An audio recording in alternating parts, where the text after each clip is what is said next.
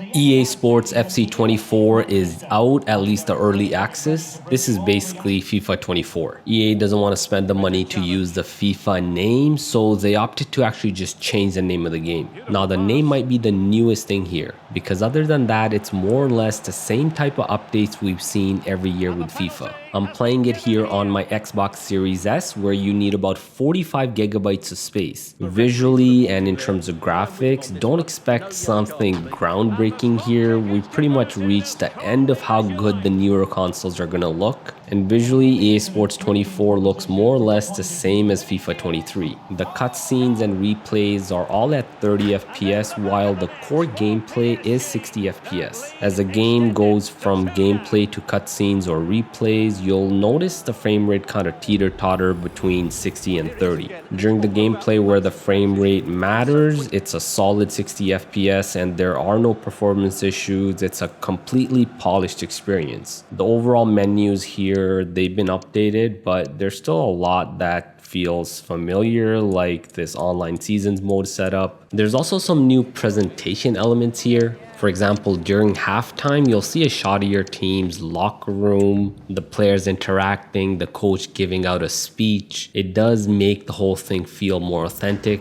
And during gameplay, there's some interesting 3D data that pops up on screen. You can kind of see one here where it's showing me where I took the shots, from who, and where the target was. Thanks to EA, I did get a review code for the Ultimate Edition. That does come with 7 days early access, 4,600 FC points, and some packs to open in Ultimate Team. The first thing I wanted to do was, of course, open up those packs. Now, Ultimate Team is where most of the hardcore players are going to spend their time. It's more or less the same mode we've come to know over the years, so it's going to feel pretty familiar if you're an Ultimate Team veteran. The biggest addition this year is the inclusion of women players in the gameplay during Ultimate Team, so you can create your club with a combination of both women and men players. Once you're playing it on the pitch, the gameplay for me felt better actually. It's become even more of a simulation. You can't just hold the turbo button and run through half of the team and score.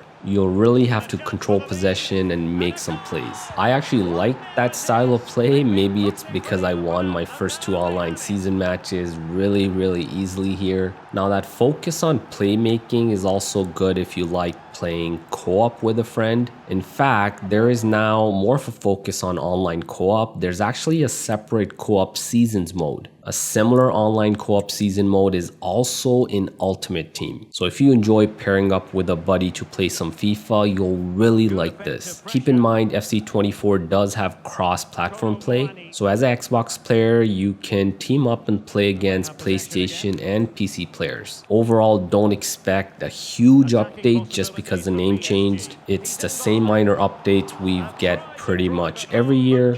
But maybe that's a good thing. If it's not broken, don't fix it. For the rest of the video, I have some more gameplay of EA Sports FC 24 on Xbox Series S. Now, who can he play it to?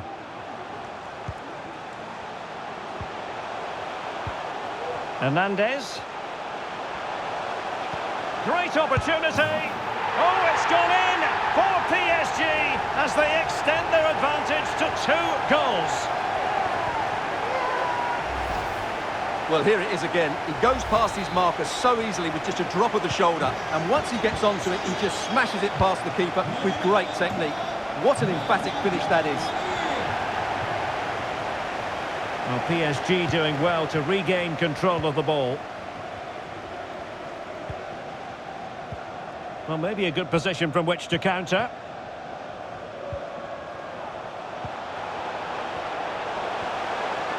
Well, the defenders know they need to get tighter. Well, the fans are going mad here. They think that was a penalty. Well, a promising looking attack, but comes to nothing in the end. Hernandez. Now PSG moving the ball forward. What can they do from here? It's got to be! Can he finish? Well, the keeper has outdone himself. Wonderful save.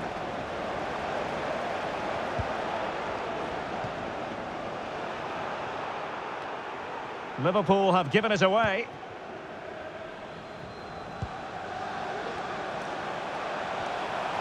Moving forward effectively. And players waiting in the centre. The cut back. A goal here! Giving his team precisely what they were looking for. Now he deserves to celebrate it.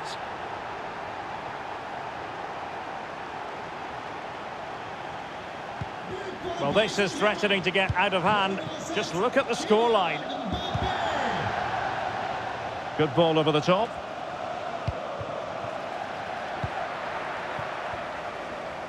They're really pressing their opponents.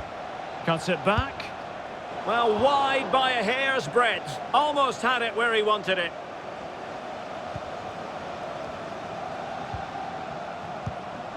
Skriniar. Liverpool with the ball once more. Mbappe. Well, it might still work out for them.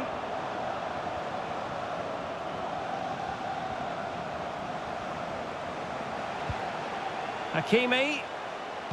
And pulled back. Vital intervention. Well, those stats tell the story. PSG have been really good today. Their attacking play at times has been a joy to watch. Now, hold on, Stuart. They're in here. And there is the goal! He's found the net. Joy unconfined. Well, here it is again. He goes past his marker so easily with just a drop of the shoulder, and there's certainly no doubt about the finish. He really hits it with power and accuracy. Nothing the keeper can do about that. My goodness, it's so one-sided. 5-0 in this match.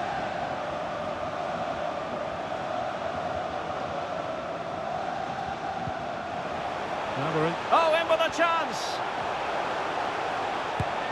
Well, he gave it a go with power, but he might be having second thoughts about that now. Well, as you said, he's gone for power, but he's not even close in the end.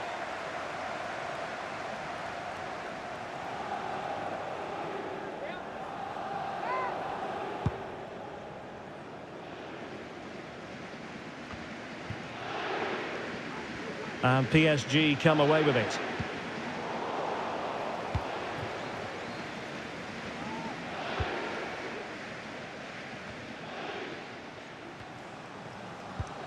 Oh, he's given it away.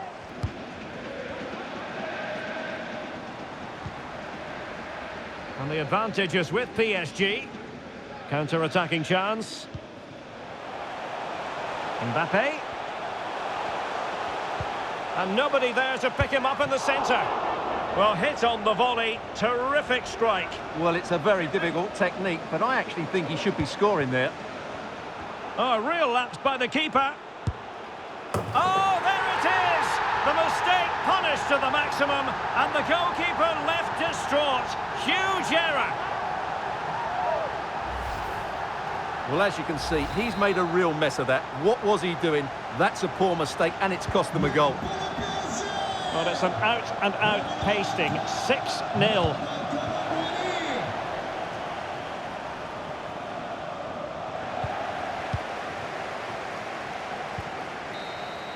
And there's the final whistle, and we can confirm a victory for Paris Saint-Germain. What did you think of their overall display?